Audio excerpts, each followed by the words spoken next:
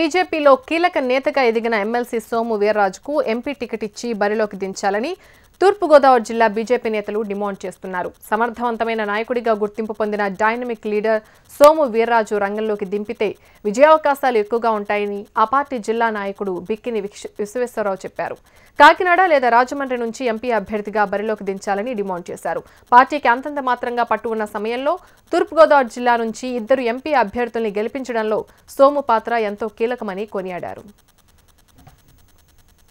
ఈసారి 2019లో ఆంధ్ర రాష్ట్రంలో కూడా బీజేపీ గాలి తప్పకుండా వీస్తుందనేటువంటిది మేము ప్రగాఢంగా నమ్ముతున్నాం.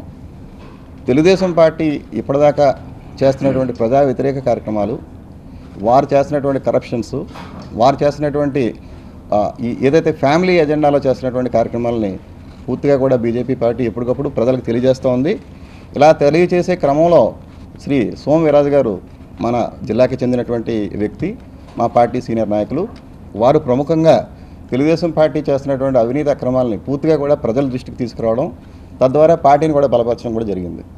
శ్రీ వీర్రాజు గారు గతంలో అంటే 98లో బీజేపీ పార్టీ స్వయంగా పోటీ చేసినప్పుడు ఆంధ్ర రాష్ట్రంలో ప్రత్యేకంగా తూర్పుగోదావరి జిల్లాలో 2 పార్లమెంట్ సీట్లు కృష్ణరాజు గారు కాకినాడ నుంచి, గిరిజాల సోమినాయుడు గారు రాజమండ్రి నుంచి కూడా విన్నవడం జరిగింది.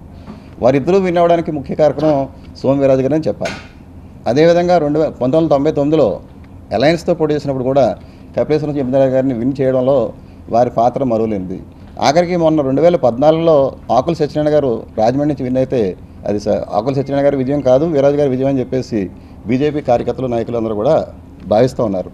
అటువంటి నాయకుడిని ఈసారి ఈ సార్వత్రిక ఎన్నికల్లో ఇటు కాకినాడ నుంచి కానీ అటు రాజమండ్రి నుంచి కానీ ఎక్కడో ఒక చోట నుంచి పార్లమెంట్కి ఆయనతో పోటీ చేపించి వారి ద్వారా మా రాష్ట్రంలో బీజేపీ పార్టీ మరొకసారి ఆంధ్ర రాష్ట్రంలోనే కాకుండా తూర్పుగోదావరి జిల్లాలో విపరీతమైనటువంటి క్రేజ్ వచ్చేటువంటి పరిస్థితి వస్తుంది. వీర్రాజు గారు రాజమండ్రిలో పోటీ చేసినా, కాకినాడలో పోటీ చేసినా సరే ఎంపీగా వారు తప్పకుండా నెగ్గుతారు. వారి వెనకాల మీ అందరం కూడా తీవ్రంగా కృషి చేసి వారిని నెగ్గించడానికి తీవ్రంగా ప్రయత్నం చేస్తాం.